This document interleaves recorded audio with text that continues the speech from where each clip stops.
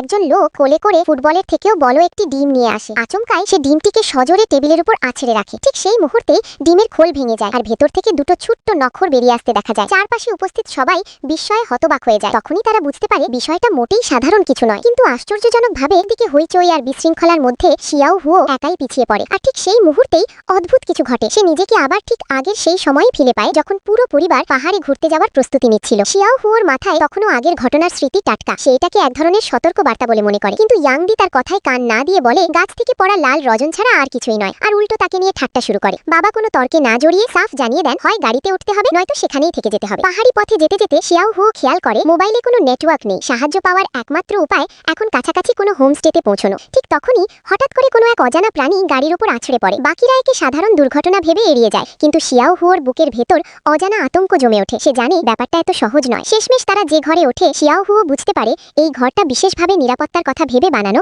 আর এর অবস্থানও অন্যদের থেকে আলাদা। ভেতরে ঢুকেই তার চোখে পড়ে দেয়ালে ঝোলানো জরুরি সহায়তার নম্বর। সে আর এক মুহূর্ত দেরি না করে সব পরিস্থিতি জানিয়ে ফোন করে দেয়। রাত নামতে থাকে, পাহাড়ের চারদিক নিস্তব্ধ। হঠাৎ শিয়াও হুওর মাথায় ভেসে ওঠে সেই ভাঙা ডিমের দৃশ্য। আর ঠিক তখনই কেউ যেন আবার একটি বিশাল ডিম টেবিলের উপর রেখে দেয়।